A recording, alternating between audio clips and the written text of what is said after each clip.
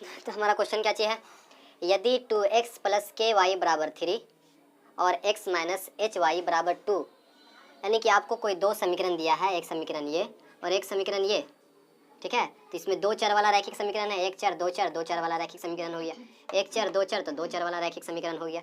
तो दो चर वाला दो गो समीकरण दिया है जिसका हल यानी कि x और y का मान आपको बता दिया और बोल रहा है कि k का मान निकालिए।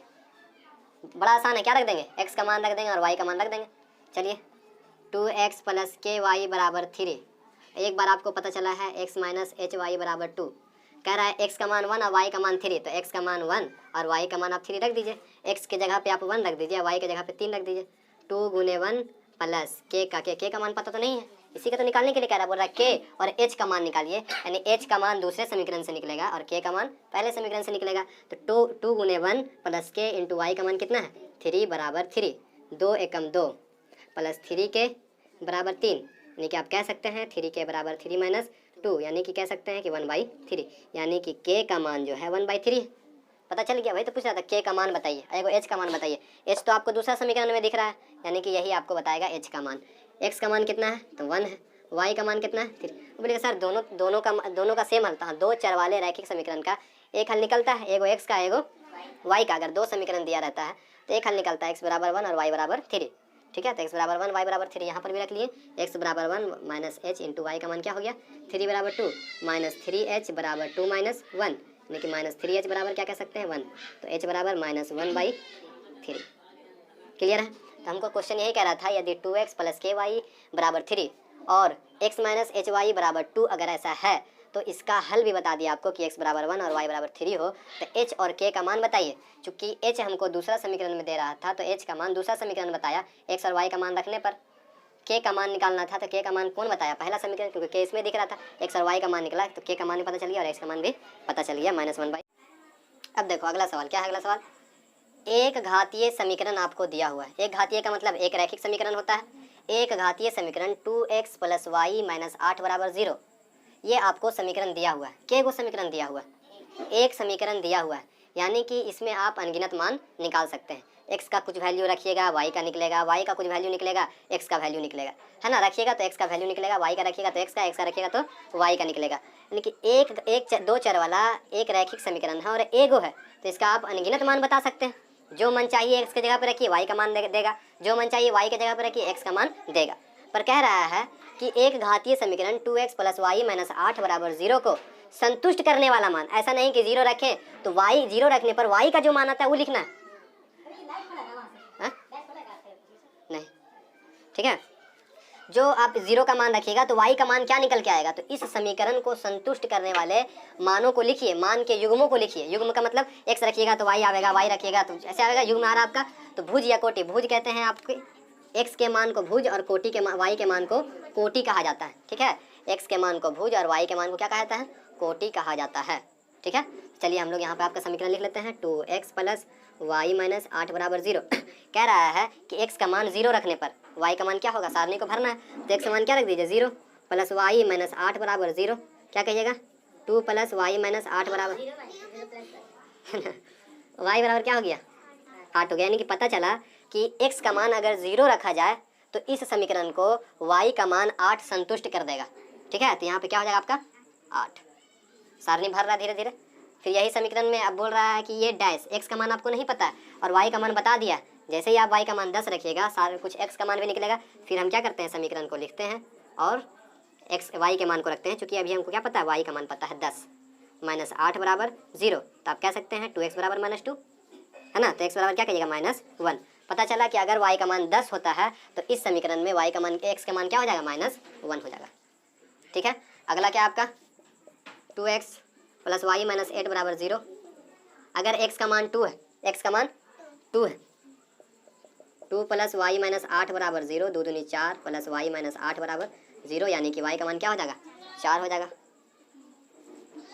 x प्लस वाई माइनस 8 बराबर 0, अगर y का मान इस समीकरण में 6 रखते हैं तो x का मान क्या निकल के आएगा बताइए, तो 6 रखें तो बराबर 0, 2x बराबर क्या हो गया -2 के प्लस 2, तो x बराबर क्या हो गया 1, यानी क्या पता चला x का मान क्या हो जाएगा भर गया। यही तो बोल रहा था कि एक घातीय समीकरण 2x + y - 8 = 0 को संतुष्ट करने वाले मानों के युग्म के भुज या कोटि के निम्नलिखित सारणी में दिए गए हैं। भुज या कोटि का कोई मान दिया हुआ है, उसमें से जो संतुष्ट कर रहा है उस मान को क्या करना है, भरना है, सारणी को फुल करना है। ठीक है, समझ में आया? चलिए अगला सवाल है आपका, ध्यान समझना है। प्राकृत संख्याओं के समुच्चय में, इसको कहते हैं अगर इंग्लिश में कहा जाए तो ग्रुप। क्या? ग्रुप। प्राकृतिक संख्याओं के ग्रुप में, यानी कि जितना भी हल होगा वह हल बताना आपको किसके ग्रुप में? प्राकृतिक संख्या के ग्रुप में। यानी कि जितना हल निकालने वाले आपका हल, तो यहाँ पर x का मान आप 2 भी रख सकते हैं तो y का मान कुछ निकलेगा, x का मान 3 भी रखिएगा तो y का मान कुछ निकलेगा, y का मान 1 रखते हैं तो x का मान कुछ निकलेगा। तो आप गौर कीजिए कि x का मान 2 रखें तो y का मान अगर 5 आता है तो 2 और 5, जबकि दोनों की क्या है, दोनों प्राकृतिक संख्या, दोनों क्या है? प्राकृत संख्या। प्राकृतिक संख्या में कौन कौन आता है? 1 2 3 4 5 6 से लेकर के क्या, अनंत तक। यानी कि आपको बताना है कि x का मान चाहे एक इसी के बीच में हो सकता है, इसी के ग्रुप में हो सकता है, x और y का दोनों का मान किसके बीच में हो सकता है? प्राकृतिक संख्याओं के समुच्चय में, ग्रुप में हो सकता है। तो बताइए क्या आप रख सकते हैं x का मान 1/3? चूंकि कह दिया है क्वेश्चन कि आपको जो मान बताना है प्राकृतिक संख्याओं के ग्रुप से समीकरण 2x + 3y = 11 के हल लिखें। इसके ग्रुप से, प्राकृतिक संख्या के ग्रुप से हल लिखना है। ऐसे तो आपका कोई भी संख्या हो सकता है, 1/3, x का मान 1/3, y का मान 1/5, कुछ भी हो सकता है, पर आपको किसमें लिखना है? प्राकृतिक संख्या के ग्रुप से लिखना है। तो आप समीकरण को नीचे पकड़िए, 2x + 3y = 11। आप ऐसा कोशिश कीजिए कि x का मान प्राकृतिक रखें और y का मान अपने आप निकलेगा। ठीक है, तो x का मान हम क्या रखते हैं? 1 रखते हैं, जो प्राकृतिक संख्या के ग्रुप का है ना। तो 2 × 1 + 3 × y बराबर क्या हो गया? 11। 3y बराबर क्या हो गया? 11 - 2। तो 3y बराबर क्या हो गया? 11 - 2 गया, तो y का मान क्या हो गया? 3। यानी कि x का मान अगर 1 रखा गया तो y का मान 3 आया। यानी कि x का मान और y का मान इसी का ना हल है। 2x + 3y = 11 का हल कौन कौन है? x = 1 और y = 3, जो दोनों को दोनों क्या है? प्राकृतिक संख्याओं के ग्रुप का है कि नहीं। अगला आप रख करके देखिए, x = 2, तो क्या हो जाएगा? 2 × 2 + 3y = 11। ठीक है, x के जगह पे हम 2 रख दिए, तो क्या हो गया? 2 दूनी 4 + 3y = 11। 3y बराबर क्या हो गया? 11 में से 4 गया तो 3y बराबर क्या हो गया? 7। तो y का मान 7/3। क्या इस हल को आप इसमें लिखना चाहिएगा? क्या इस समीकरण का हल है? अरे हाँ है, इस समीकरण का हल है, पर इस क्वेश्चन बोल रहा है कि वही हल को आपको यहाँ पर लिखना है जो प्राकृतिक संख्या में जो दिखता है, उसी हल को लिखना है यहाँ पर। तो हम देखें कि ये आपका प्राकृतिक संख्या के ग्रुप का है तो ये हल हो गया, पर ये नहीं। ठीक है, x बराबर अब 3 रख करके देखिए तो क्या आता है? 2 × 3, x के यहाँ पे 3 रख दिए हैं, प्लस 3y बराबर क्या हो गया? 11। 3 दूनी 6 + 3y = 11। 3y बराबर क्या हो गया? 5। तो y का मान क्या हो गया? 5/3। यहाँ पर भी देख रहे हैं कि x का मान 3 रखे हैं तो y का मान 5/3 आ रहा है। ये जो हल है प्राकृतिक संख्या के ग्रुप का नहीं दिख रहा। हाँ, x दिख रहा है पर y नहीं दिख रहा। हल आप क्या कहिएगा? दोनों को हल कहिएगा एक साथ में। ठीक है, बात आ रहा समझ में? चलिए देखिए अगला सवाल, चौथा नंबर है आपका। यदि a बराबर 1 2 3 4, यानी कि a बराबर आपका एक ग्रुप दे दिया कि a के फैमिली में आपका 1 आता है, 2 नंबर आता है, 3 या फिर नंबर 4 आता है ना। तो a का आपका ग्रुप बना दिया कि इसका एक फैमिली बना दिया कि एक में इतना फैमिली आ रहा है, 1 2 3 या फिर 4 आता है, और कह रहा है कि x जो बिलोंग कर रहा है a में a से बिलोंग करता है, यानी कि x का जो मान रखिएगा वह कोई संख्या भी हो जाए पर रहना चाहिए a ही के फैमिली का। y जो बिलोंग कर रहा है वो भी a ही से बिलोंग करता है, y का कुछ भी मान रखिए पर रहना चाहिए a ही के ग्रुप का। तो x + y = 6 का हल समुच्चय ज्ञात करें, यानी कि हल जो मिलेगा उसको लिखना है। ठीक है, चलिए हम यहाँ पे समीकरण लिखते हैं, x + y = 6। हम क्या x बराबर अपने मन से 1/3 रख सकते हैं? क्या हम 5 रख सकते हैं? नहीं। क्यों? क्योंकि 5 जो है बोल रहा है कि x जो बिलोंग करता है a से, और a के ग्रुप में 1 2 3 4 ही है, अपने मन से हम 5 नहीं रख सकते। यानी कि कहना है कि x बिलोंग टू a, यानी कि x को 1 रख सकते हैं, चाहे 2 चाहे 3 चाहे 4 रखते हैं। चलिए x बराबर हम 1 रख करके देखते हैं, प्लस y बराबर क्या हो गया? 6। तो y बराबर क्या हो गया? 6 - 1, तो y बराबर क्या हो गया? 5। देख रहे हैं कि x बराबर जब आप 1 रखे हैं तो y बराबर 5 आ गया। आपको कह रहा है कि यदि a का ग्रुप फैमिली ये है और x जो है a से बिलोंग करता है और y भी a से बिलोंग करता है, तो x + y का हल निकालना है, हलों का ग्रुप निकालना है। किसके समुच्चय में? जो x a से बिलोंग करता है और y भी a से बिलोंग करता है। हम क्या किए? x बराबर 1 रखें, x तो बिलोंग कर गया, ग्रुप a से बिलोंग कर गया, पर y देख रहे हैं कि 5 आ गया, यानी कि y जो है ग्रुप a से बिलोंग नहीं किया, क्योंकि ग्रुप a में तो 4 तक है। यानी कि हम कह देंगे कि ये जो है x और y का मान ग्रुप a के बिलोंग से इसका हल नहीं है, तो ये वाला हल आपका मान्य नहीं होगा। अच्छा, y पे मान रख सकते हैं?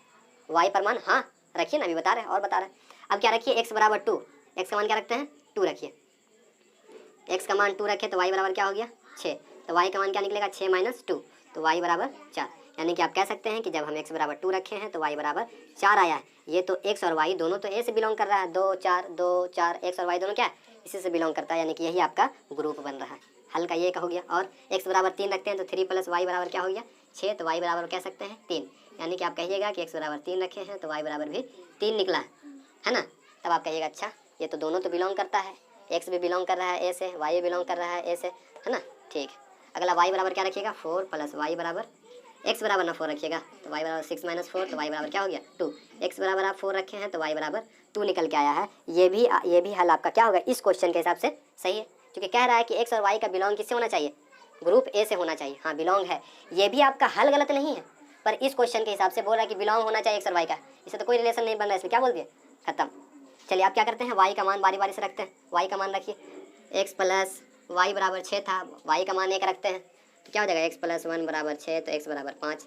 क्या ये मान इसमें इंटर है, ये मान है, इस समीकरण का हल है, पर बोल रहा है कि x का ग्रुप a से आना चाहिए बिलोंग, और a से आना चाहिए। y बराबर 1 तो है पर x बराबर 5 नहीं। फिर x का मान हम क्या रखते हैं 2 रखते हैं, y का मान ना, y का मान 2 रखिएगा तो x का मान क्या आएगा 6 आएगा, 4 आ जाएगा, 4 आ गया। उसी तरीके से अगर हम 3 रखते हैं तो 3 रखे तो x का मान डायरेक्ट लिखे मन कर रहा है, y का मान भी क्या आ रहा है 3। y का मान अगर 4 रखते हैं तो y का मान अगर 4 रखते हैं तो x का मान 2 आ रहा है, यानी कि x बराबर आप y बराबर अगर 2 रखते हैं तो x बराबर क्या आया 4, y बराबर अगर 3 रखते हैं तो x बराबर 3, y बराबर अगर 4 रखते हैं तो x बराबर क्या निकल के आया 2। 1 2 3 4 5 6। तो यदि ग्रुप ए में इतना संख्या और x बिलोंग करता है a से, y भी बिलोंग करता है a के परिवार से, तो x + y बराबर 6 का हल, हलों का समुच्चय, हलों का ग्रुप लिखना है। तो हलों का ग्रुप यही हो गया 1 2 3 4 5 6, ज़्यादा बोल देगा 1 2 3, ये तो नहीं है 3 हो गया 4 5 6, ये 6 को आपका ग्रुप बन जाता है अगर आपका एक फैमिली से ऐसे और x y a से बिलोंग कर रहा है। नहीं समझ में आया है। अगला क्वेश्चन क्या आपका, देखिए गौर कीजिए, समीकरण के युग्म, क्या बोल रहा है समीकरण के युग्म। ये युग्म क्या होता है, युग्म का मतलब होता है, पहले समीकरण बता चुके हैं पहला क्लास में समीकरण क्या होता है। तो ये 2 चर वाला चूंकि एक घात है तो रैखिक हो गया, किसी का बराबरीकरण किया है, समीकरण किया है, सम मतलब बराबर होता है ना, तो समीकरण कहलाया। तो ये 2 चर वाला रैखिक समीकरण हो गया। 2 चर वाला एगो रैखिक समीकरण, 2 चर वाला एगो रैखिक समीकरण, तो 2 चर वाला रैखिक समीकरण का जोड़ा कहलाया, उसी जोड़ा को कहा जाता है युग्म। ठीक है, क्या कहता है, जोड़ा को ही कहा जाता है युग्म। तो वही बोल रहा है समीकरण के युग्म के हल निकालें। ये आपका समीकरण दिया हुआ और इसका क्या करना है, हल निकालना है। तो बताइए इसका कितना हल निकलेगा, एक हल निकलेगा, क्योंकि हमको पता है क्या है कि 2 चर वाला एक रैखिक समीकरण का युग्म है, 2 को जोड़ा है, इससे एक हल निकलता है। अगर एक रहता, एगो समीकरण रहता तो अनगिनत हल निकलता। ठीक है, तो इसका हल निकालने का टोटल कितना तरीका है, 5 तरीका है। टोटल कितना तरीका है, 5 तरीका है, जिसमें से पहला क्या है तुलनात्मक विधि, सब बताया गया है वीडियो में भी क्लास में भी, तुलनात्मक विधि है।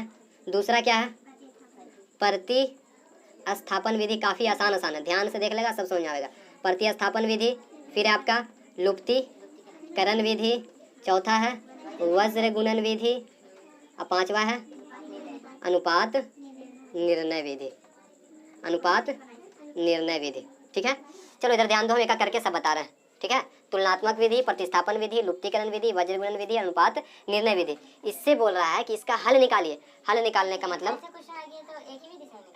हाँ एक ही विधि से निकालना, हम बता रहे तब ना आपको सब लेके चल रहा है, किताब में भी सब नहीं बता रहा, हम क्या बोल रहे हैं कि 5 है, अपना तारीफ कर दिया था। ठीक है, हमको लगा कि थोड़ा सा बात मार देते हैं जो तारीफ हो जाए। आपको x का ही मान निकालना है और y का भी मान निकालना है। आप 5 तरीके से आजमा सकते हैं, बना सकते हैं, लेकिन क्या आंसर चेंज होगा, है कैसे, तो वो कहावत है, कोई कहावत याद है, क्या बता तो, चाहे इधर से कान छुए चाहे इधर से कान छुए, ये कौन कहावत है, चाहे इधर से छुओ चाहे इधर से छुओ, कनवा एक ही इधर आ रहा है ना। लेकिन आंसर तरीका आपका 5 है, उस तरीके का नाम 5 गो है, आंसर क्या आने वाला है, काफ़ी आसान है। चलिए तुलनात्मक विधि, तुलनात्मक विधि में हम बताए थे कि आपका समीकरण दिया रहेगा, तुलना से ऐसा लग रहा है तुलना वाला बात हो रहा है, तुलना वाला बात हो रहा है, इसका मतलब ये तुलना करेगा, किसी एक चीज़ का दूसरे चीज़ से तुलना करेगा। तो आपको इसमें ध्यान देना है, क्या तरीका है इसमें, इसमें आपको किसी एक चर को पकड़ के बाकी सबको क्या कर देना है, उधर भेज देना। यानी कि x को पकड़ लीजिए, बाकी सबको उधर भेज दीजिए, चाहे y को पकड़ लीजिए, बाकी सबको, ऐसा आपको दोनों समीकरण में करना है। चलो देखो 8x + 5y = 9, ठीक है। आपको एक चर पकड़ के बाकी सबको फेंक देना है ना। तो 8x = 9 - 5y, हम यहाँ पर x को पकड़े हैं, आप चाहें तो y को भी पकड़ सकते हैं। तो x बराबर क्या हो गया, 9 - 5y/8। ये पता चला किससे, आपका समीकरण फर्स्ट से। इसको आप समीकरण फर्स्ट, इसको समीकरण 2। पहला तो पहला, दूसरा है तो दूसरा लिख दिए। अब दूसरा समीकरण में क्या काम कर रहे हैं, फिर से आप क्या कीजिएगा, फिर यहाँ पर पकड़ने का कोशिश कीजिएगा। अब बोलेगा सर यहाँ पे क्या y पकड़ सकते हैं ना, अगर पहला में x को धरे हैं तो दूसरे में भी x को धरिए। यानी कि आपको ऐसा बनाना है कि भाई सैफ जो है मुजम्मिल से ज़्यादा तेज नहीं है, या फिर ऐसे बोले तो सैफ जो है मुजम्मिल इतना बड़ा है और सैफ जो है सरमदी इतना बड़ा है। यानी कि आपसे तुलना हो रहा है कि भाई इससे सेम चीज़ से आपको क्या करना है, सेम चीज़ से तुलना करना है। फिर इसमें क्या कर देंगे, तुलना कर देंगे, सैफ मुजम्मिल और सरमदी एकदम बराबर है ना। तो इस वजह से इसको भी x को पकड़े, इसको भी x पकड़े, बोलेंगे x इतना बराबर, इसमें भी x इसके बराबर है, यानी ये दोनों बराबर। चलिए इसका समीकरण है आपका 3x + 2y = 4। इसमें भी चर x को पकड़ेंगे, -2y, तो x बराबर क्या हो गया, 4 - 2y/। ऐसा करने का मकसद इसलिए होता है क्योंकि दो चर रहता है ना तो बड़ी परेशानी होता है। अगर एक चर रहता है, समीकरण में एक चर रहता है, तो काफ़ी आसानी से आप 2x = 9 - 5 और x = 2 कह देते हैं। इसको मान निकालने में कोई दिक्कत नहीं होता है। एक चर वाले को दो चर में दिक्कत हो रहा है, इसलिए चर को हटाने का कोशिश है। चर को हटा दिया, x बराबर इतना, x बराबर इतना, तो आप कहिएगा यहाँ पर x बराबर इतना, यहाँ पर x बराबर इतना, यानी कि ये दोनों क्या है, बराबर है। तो आप लिखिएगा समीकरण 1 को 2 से क्या कर रहे हैं आप, तुलना कर रहे हैं, तुलना, ये इसके बराबर है, ये इसके बराबर है। अम्मी बाबू तो फलाना कितना पढ़े में तेज, ये ना बोले थे कितना काला है, फिर तुलना होता तो कितना मजा आता। समीकरण 1 को 2 से तुलना करने पर, चलिए तुलना कर रहे हैं, 9 - 5y/8। पता चला कि x बराबर इतना, x बराबर इतना, यानी कि 9 - 5y 4 - 2y/3। क्या ये नहीं बनेगा, देखो गौर करो कितना बदल गया, एक चर वाले में बदल गया। 3 को इसमें गुना कर देते हैं तो 9 × 27 - 5 × 15y = 8 × 4 = 32 - 8 दूनी 16y, ठीक है। चलिए एक चर को एक तरफ और चर को एक तरफ करने का कोशिश, 32 - 27, ठीक है, तो -15y, y बराबर क्या हो गया, 32 27 कितना हो जाएगा, 5, यानी कि y का मान कितना निकल के आया, 5 निकल के आया। एक चर का मान आपको पता चल गया, जैसे ही पता चला एक चर का मान पता चल गया, कोई भी एक समीकरण में किसी एक चर y के मान को रख दीजिएगा तो x का मान तो अभी अपने आप निकल जाएगा, है ना। किसी भी समीकरण में आप रख दीजिए तो हम क्या बोलते हैं, y का मान, सब क्लास में बताया हुआ है, पूरा देख लेना बेहतरीन से। y का मान समीकरण फर्स्ट में, क्या फर्स्ट में रख सकते हैं, नहीं किसी में भी रख सकते हैं। फर्स्ट में रखने पर रखिए 8x + 5y = 9, तो 8x + 5 गुने 5 = 9, तो 8x बराबर क्या हो गया, 25 - 16, तो x बराबर क्या हो गया, -2। आपका मान क्या हो गया, निकल गया। किस विधि से निकला है ये निकला है तुलनात्मक विधि से। इस समीकरण मान निकला है तुलनात्मक विधि से। बात आया समझ में।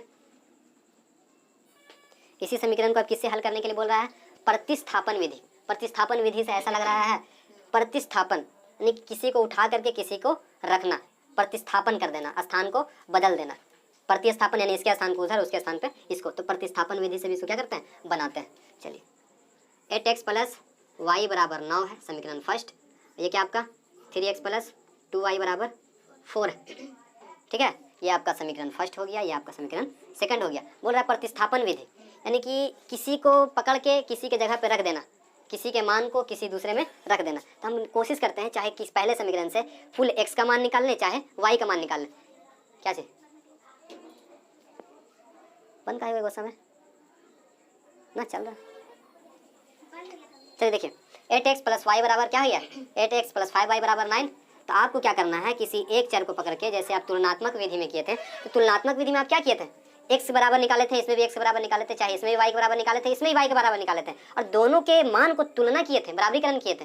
पर यहाँ वैसा नहीं करना, आपको यहाँ पर किसी x का मान निकालना है और y का मान निकालना है। अब उस, चलिए बताते हैं, देखिए x + 5y = 9, 8x बराबर क्या कह दीजिएगा, 9 - 5y, x बराबर क्या कह दीजिएगा, 9 - 5y/8। अब कहिएगा अच्छा x का मान हमको क्या पता चला, 9 - 5y/8। अब क्या करते हैं, इसमें हमको x दिख रहा है, दूसरे समीकरण में x दिख रहा है, कहे ना x बराबर हमको इतना दिख रहा है, x बराबर हम यहाँ पर प्रतिस्थापित कर दें, तो यहाँ पे लिखिएगा समीकरण 1 में, क्या मजाक कर रहे हैं मेरे साथ, देखिए इधर 3x + 2y = 4, x के जगह पे हम क्या रख दिए, x के जगह पे 9 - 5y/8 रख दिए, बराबर क्या कह देंगे 4। ठीक है, अब इसको गुना किए तो 2y हेरा गया प्लस 2y बराबर 4। चलिए गुना किए तो 9 तिया 27 माइनस 5 तिया 15y बटे प्लस 2y बराबर 4, है ना। चलिए इसका भिन्न का जोड़ कर दीजिए। 8 27 15y 16y बराबर 4। 16 में से 15 गया तो 1, है ना। तो y प्लस क्या हो गया 27 बराबर 8 चौके, तो y बराबर क्या हो गया 8 चौके 32 में 27 गया। तो गौर कीजिए पिछले नियम से भी y का मान 5 निकला था और अभी भी y का मान 5 निकला। फिर जस्ट उसी की तरह आपको किसी एक चर के मान को निकालने में परेशानी है, बाकी दूसरा चर क्या कर बोलेंगे, एक चर का मान पता चल गया, इसको समीकरण 1 या 2 में रख देने पर। तो लिखिएगा y का मान समीकरण 1 या फिर 2 में रखने पर, तो कोई फिक्स कर देते हैं, बोलेंगे 1 में रखने पर रख दीजिए।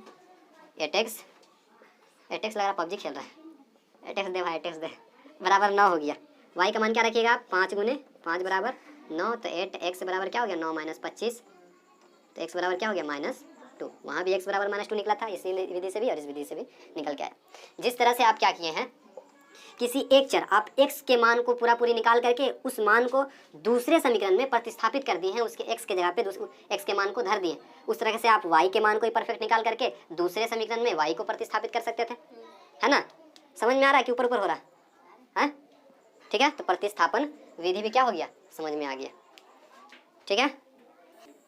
अगला है आपका इसी समीकरण को क्या चीज़ बनाना है, लुप्तीकरण विधि से आपको बनाना है।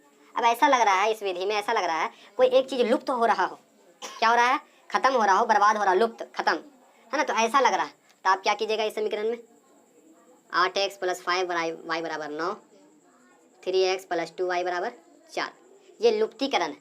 तो लुप्तीकरण में किसी एक चर को लुप्त कर दिया जाता है। लुप्तीकरण विधि में चाहे x वाले चर को लुप्त कर दिया जाए, चाहे y वाले चर को लुप्त कर दिया जाए। जैसे ही कोई एक चर को लुप्त कीजिएगा, समीकरण एक चर वाला में बदल जाएगा। एक चर वाले रैखिक समीकरण तो आसान से मान निकलता है, इसलिए ये कोशिश होता है कि आप क्या कीजिए, लुप्त कर दीजिए। और लुप्त करने के लिए हम लोग जानते हैं कि लुप्त करना है तो ऐसे तो लुप्त होगा नहीं, सोचना पड़ेगा कुछ, क्या भाई। तो अगर x को लुप्त करना है तो दोनों x वाले टर्म को क्या करना है, बराबर करना है, सेम करना है, और उसके बाद फिर क्या कर देना है, दोनों को प्लस माइनस में कर देना है, और क्या हो जाएगा, कट जाएगा। लुप्त करना अगर x को तो x को बराबर कीजिए, y को तो y को बराबर कीजिए, है कि नहीं। अब बात आया कि हम इसको बराबर करें, आखिर क्या बनावे। इसको 8 और 3 को बराबर करना है, दोनों यहाँ पे सेम चीज़ देखिए, आखिर क्या बनावे। तो आपको क्या करना है, 8 और 3 का एलसीएम ले लेना है। अगर मन करता है y वाले टर्म को बराबर करने के लिए, आपको पता नहीं चल रहा है कि आखिर दोनों को बनावें क्या, तो पूछ लीजिए एलसीएम से, एलसीएम बता देगा क्या बनाना है, यानी कि दोनों को क्या बनाना है। अगर x वाले टर्म को लुप्त करना चाह रहे हैं तो क्या बराबर करना पड़ेगा, नहीं समझ में आ रहा है कि क्या चीज़ से बराबर करें, तो एलसीएम बता देगा। तो एलसीएम बोल रहे हैं, गुना है, बार बार एलसीएम करना, देखो ना जैसे एलसीएम है नहीं, तो क्या हो गया 8 तिया 24, यानी कि आपको ये बता दिया कि x को बनाना है तो दोनों क्या बनाना पड़ेगा, 24 बनाना पड़ेगा, ठीक है। तो चलिए बनाइए समीकरण में, देखिए इसको 24 बनाना है, 8 पहले से, इसमें आखिर क्या गुना किया जाए 24 बन जाए। तो 3 को इधर हम क्या कर देते हैं, गुना कर देते हैं। समीकरण के इधर 3 गुना किए हैं तो इधर भी क्या कर देंगे, अगर खाली इधर गुना करते हैं तो फिर तो मेरा समीकरण दिक्कत में, अगर इधर भी कर देते हैं तो आगे चल के क्या हो जाएगा, दोनों कट जाएगा, ठीक। ये तो 24 बन गया, 8 तिया 24, ठीक है। अब इसमें क्या गुना करें, इसको भी 24 बनाना है तो इसमें 8 गुना करेंगे, इसमें भी। चलिए ठीक है, अब एक नया समीकरण आपके सामने आया, 8 तिया 24 प्लस 5 तिया 15y बराबर 9 तिया 27, 8 तिया 24x प्लस 8 दूनी 16y बराबर 8 चौके 32, है ना। ये हो गया आपका। अब देख रहे हैं कि बराबर तो हो गया, पर आखिर इसमें क्या किया जाए कि ख़त्म हो जाए। तो हमको ऐसा लग रहा है कि अगर ये वो प्लस माइनस में रहता ना, ये प्लस रहता, चाहे ये माइनस में, ये प्लस में रहता, चाहे ये प्लस में, चाहे ये माइनस में, बड़ा आसानी से कट जाता, पर ऐसा है नहीं। तो हम जानते हैं कि अगर 5 बराबर 5, इसमें कोई शक है, 5 बराबर 5, हाँ, इधर समीकरण में 2 घटा देंगे तो 3 बराबर 5 रह जाएगा, क्या ये सच है। इधर अपने मन से 2 घटाए थे तो समीकरण बराबर नहीं रहा, यानी कि दिक्कत हो गया। अगर इधर 2 घटाए थे, इधर भी घटा देते हैं तो क्या हो जाता, 3 बराबर 3, समीकरण गलत नहीं होता, बराबरी में है, क्या है, बराबर में। इसलिए आप कहिएगा कि समीकरण 1 से समीकरण 2 को क्या करने पर, घटा देने पर। तो घटाइएगा तो इधर वाले टर्म को भी घटाइएगा और इधर वाले टर्म को भी घटाइएगा। तो यहाँ पे हम लिख देते हैं समीकरण फर्स्ट में से सेकंड को घटाने पर, घटाइए तो 24x प्लस 15y में से घटाइए 24x प्लस 16y, इधर वाला घटा दिए बराबर, इधर वाला भी घटा देते हैं, 27 में से 32 गया तो -5 हो गया, लिख देते हैं 27 माइनस 32। अब देखिए 24x plus 15y minus 24x minus 16y बराबर क्या हो जाएगा, -5, है ना। 24x से 24x एक चर विलुप्त हो गया, हुआ ना। जैसे ही एक चर विलुप्त हो गया, अब जो आपका समीकरण दिख रहा है वह केवल एक चर के साथ दिख रहा है, यानी कि इसका आंसर -y बराबर -5। गौर कीजिए कि अगले पिछले दो नियम से y का मान 5, तो x का मान क्या निकलेगा -2। एक चर का मान पता चल गया, आप डायरेक्ट क्या कहिएगा, y का मान समीकरण 1 या फिर 2 में रखने पर, y का मान समीकरण फर्स्ट में रखने पर, बहुत फर्स्ट में रखें, अब सेकंड में भी रख लेते हैं 3x। जैसे कि देखिए आपका एक नया समीकरण तैयार हुआ है ना, तो नया समीकरण में क्या करते हैं, नए समीकरण का इस्तेमाल कीजिएगा। फिर जैसे ही आप इसे क्या किए, नया समीकरण को बनाएं, तो नए समीकरण का इस्तेमाल कीजिएगा, ठीक है, ज़्यादा बेस्ट रहेगा। चलिए 24 गुने x प्लस 16 गुने 5, y की जगह पे 5 बराबर 32। 24x बराबर 32 माइनस क्या हो जाएगा 80। 24x बराबर क्या हो गया 48, माइनस में तो x बराबर क्या हो गया -2। समझ में आया लुप्तीकरण विधि? इसमें क्या होता है, कोई एक चर क्या हो जाता है, लुप्त हो जाता है। जैसे कि अभी मेरा मन किया x को बराबर करके लुप्त किए, आप चाहते हैं तो y को बराबर करके भी लुप्त कर सकते थे। y को बराबर करने के लिए ये 5 और 2 यानी कि 10 बनाना पड़ता, यानी कि इस पूरे समीकरण में 5 था, क्या गुना करें 10 बन जाए तो 2 गुना करते हैं, इसमें 2 था, क्या गुना करते हैं तो 5 गुना करते हैं, इधर 2 गुना करते तो इधर भी, इधर 5 गुना करते तो इधर भी। ऐसा करने से क्या होता, नया समीकरण बनता। नया समीकरण बनने के बाद चूंकि आप क्या किए थे, y को बराबर किए थे, तो घटाते तो क्या होता है, y वाला चर विलुप्त हो जाता, तो चर x का मान निकलता। चर x के मान को किसी भी समीकरण में रखने पर y का मान निकल जाता। नहीं समझ में आया? अगला नियम है वज्र गुणन विधि, ठीक है। वज्र का मतलब होता है तिरछा तिरछी, गुना करने के बाद आपको हल निकालना है x और y का, ठीक है, वज्र गुणन विधि। तो वज्र गुणन विधि का कुछ फॉर्मूला कैसे निकलता है, इसको बहुत लॉन्ग टर्म में बताया गया, ठीक है। आपको क्या करना है, देखिए इधर ध्यान दीजिए। सबसे पहले तो समीकरण को किस रूप में लाना है, ax plus by plus c बराबर 0, यानी कि आपको समीकरण ऐसा बनाना है कि हमेशा इधर 0 दिखे, ऐसा आपको बना देना है। और सब किसके साथ जुटा रहे, प्लस के साथ जुटा रहे। तो चलिए हम दोनों समीकरण को वैसा बनाने का कोशिश करते हैं। 8x प्लस 5y बराबर 9 है। अगर हम ऐसा कर दें 8x प्लस 5y प्लस -9 बराबर 0, तो कोई दिक्कत है ना। बन गया ax plus by plus c के रूप में, c बराबर 0 के रूप में बन गया। उसी तरीके से समीकरण 2 को भी क्या कर लीजिएगा आप, बेहतरीन ढंग से सजा लीजिएगा। 3x 2y बराबर 4, 3x प्लस 2y प्लस -4 बराबर 0, ये क्या हो गया आपका समीकरण 2 हो गया। इसमें क्या करना है आपको, तिरछा तिरछी गुणन, वज्र गुणन विधि। इसमें क्या करना है, तिरछा तिरछी गुना करने से बनेगा, ठीक है। लगता है वीडियो नहीं बनाया क्या, चल रहा। 8x plus 5y। अब देखिए समीकरण को इकट्ठे रूप से लिखना है। इसको आप है ना छुपा छुपाइया वाला ही बोल सकते हैं। क्या बोल सकते हैं, लुका छुपी गेम, क्या बोल सकते हैं, लुका छुपी नियम, है ना। देहात में बोला था लुका छिपी, शहर में क्या बोला था, हाइडन। हमको ना पता था, हमको लगा कि देहात में लुका छिपी बोल जाए और शहर में नुका छिपी, हमको ऐसा लगा। तुम लोग तो हाइड एंड सीक बता दिया। चलो देखो इसको कैसे बनावेंगे, स्केल नहीं मिल रहा जाने। चलिए तो लुकाइए, ठीक है, लुकाना है। लाला जल्दी ला लुकावेला, ला इधर। चलिए लुकाइए, और जिसको लुकाना है उसको लिख देना है। आप x वाले टर्म को लुका रहे हैं तो x वाले टर्म को लिख देना, x वाले टर्म को लुकाएं तो यहाँ पे लिख देना है x। आखिर ऐसा क्यों होता है, ये बेहतरीन ढंग से बताया हुआ, अभी आपको शॉर्ट फॉर्म में बता रहे हैं। x को लुका दिए, बाकी जो बचा ना उसको तिरछा तिरछी गुना कर दीजिए। 5 को -4 से गुना कर दीजिए, फॉर्मूला होता है बीच में माइनस का। 5 को -4 से गुना कर देते हैं, बीच में माइनस होता है। उसके बाद -9 को 2 से, -9 को 2 से, लुका छिपी होगी। जिसको लुकाए थे x को लुकाए थे x लिख दिए बरोबर। अब y को लुकाते हैं, y को छुपा दिए, y लिख दिए। लेकिन क्या चीज़ में लिखना आपको, हमेशा माइनस में लिखना है। y जैसे ही लुकाइएगा ना तो y को माइनस में लिख दीजिएगा। काहे ऐसा होता है, पूरा वीडियो बताया हुआ है, देख लीजिए एकदम गौर से। y माइनस में लिख दीजिएगा, y माइनस में लिख दीजिएगा। उसके बाद क्या लिखिएगा, 8 गुने -4, 8 गुने क्या कीजिएगा -4, 8 गुने -4 और फॉर्मूला होता है माइनस। देखिए इसको लुकाएं तो 8 तिरछा तिरछी, पहले इससे इधर फिर इससे इधर, फिर क्या होगा -9 गुने 3 हो गया, -9 गुने 3, ठीक है। अगला गया है ना, इसको निकाल दिए, उसको ऊपर दे दिए। अच्छा हुआ कि ना हुआ, हाँ। अब इसको नुकाएं तो यहाँ पे तो कोई चर नहीं दिख रहा था, इसलिए इसके यहाँ पे क्या दे दिए, 1। कुछ ना तो क्या है इस पे 1 है। इसको नुकाने तो क्या हो जाएगा, 8 गुने 2, इधर से इधर पहले आना है। उसके बाद देखिए इसको नुकाए थे तो इधर से इधर गए थे, तब इधर से इधर आए थे, इसको नुकाए थे तो इधर से इधर गए थे, तब इधर से इधर आए थे, इसको नुकाए तब फिर से इधर से इधर जाना, तब इधर से। तो 8 दूनी 16 गुने 5 गुने 3, तो 8 गुने कहाँ चल गया, 8 गुने 2 फॉर्मूला में होता है माइनस 8 गुने 5 गुने 3 ना,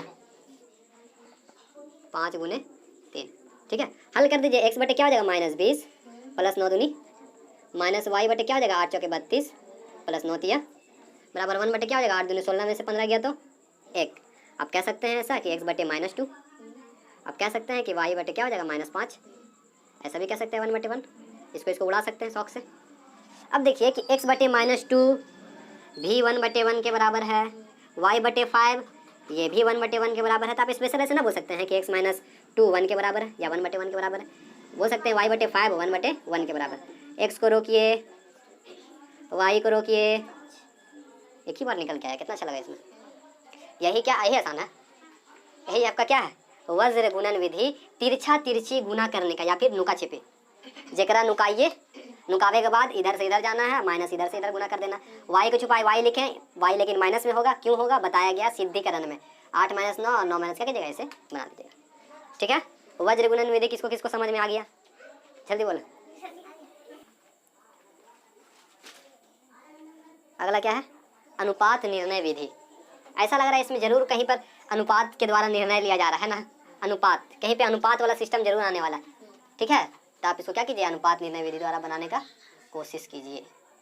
कैसे बनेगा बताओ, क्या जी, अचर पद।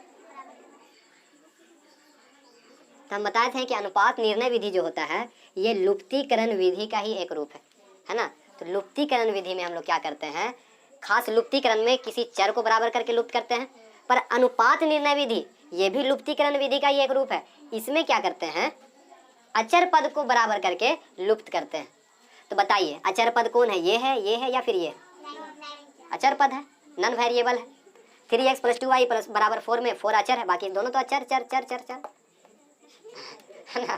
चलो अब हमको इसको बराबर करना है, चूंकि विलुप्त करना है, लुप्त करना है तो क्या बनाया जाए, कौन बतावेगा, हमको एलसीएम बतावेगा। तो बता दे क्या बनाना है, दोनों का बनाना 36। तो एक में कहाँ गुना कर देंगे 36 बन, अल बला के 36 बन जाएगा, 4 गुना कर देंगे तब इधर किए तो इधर इसमें क्या गुना करें कि तो इधर भी 8 चौके 32x होता है बराबर 4 5 20y होता होगा, और 9 चौके 36x तो पूर्वजों से चला आ रहा है ना। 3 9 है, 9 तिया 27x मोटू हमको सिखाया गया है, और 9 दूनी 18y, ये तो भाई न्यूटन साहब बताए ना। 9 9y का सीख 9 चौके 36। अब विलुप्त करना तो विलुप्त करके बराबर करके नहीं छोड़ देंगे, घटा देना तो क्या कर देते हैं, घटा दिए, ये वाले में से इसको घटा दिए, इसमें से इसको घटा दिए, तो घटा दिए, दिख रहा ना घटा हुआ, हाँ ये क्या हो गया, लुप्त हो गया, यानी कि इधर 0 आ गया। छोड़ा हटाओ मत करो ऐसा, ठीक है, मत घटाओ, घटाए वाला सिस्टम है बताऊँ। एक तरीका और है कि इतना बराबर इतना, इतना बराबर इतना, ऐसे भी कर सकते हैं, घटा करके भी आप काम कर सकते हैं। बोलेगा कि इतना बराबर इतना, फिर इतना बराबर इतना, यानी कि ये तो ये सेम है, तो आप कह दीजिएगा 32x + 20y बराबर 27x + 18y, है ना। 32x उल्टा दिखा रहा, 32x - 27x बराबर 18y - 20y, क्या हो जाएगा 5x हो जाएगा, बराबर क्या हो जाएगा -2y हो जाएगा। अब गौर कीजिए, x बटे y लिखिएगा तो आप क्या लिखिएगा, -2 बटे 5 लिख सकते हैं कि नहीं। अगर ये 20 बटे 50 रहता, 20 बटे 50 रहता तो बताइए तो x बटे y का मान क्या आता, तो भी -2 बटे 5 आता, यानी कि यहाँ पर कुछ कट जाता, जाने अनजाने में क्या हो जाता, आपका -2 बटे 5 आया है, यानी कि ये x और y का परफेक्ट मान नहीं है, क्योंकि शायद कट गया हो, ऊपर भी कुछ हो नीचे भी कुछ हो, कट गया हो। लेकिन परफेक्ट मान आप x का आप -2 नहीं कह सकते हैं, और परफेक्ट मान y का 5 नहीं कह सकते कि परफेक्ट मान है। तब आप कहिएगा कि शायद इसमें भी कुछ गुना हो, इसमें भी कुछ गुना हो, यानी कि x कोई बड़ा संख्या हो, y कोई बड़ा संख्या हो, वो कट छट के छोटा हो गया। तो बड़े बड़े संख्या को छोटे रूप में एकदम काट के ला देना क्या कहलाता है, अनुपात कहलाता है। यानी कि x और y का जो मान है क्या चीज़ में, अनुपात में है। तो ये क्या हो गया, x और y का जो आपको मान दिख रहा है माइनस अनुपात 2 हो गया, अनुपात 5 हो गया।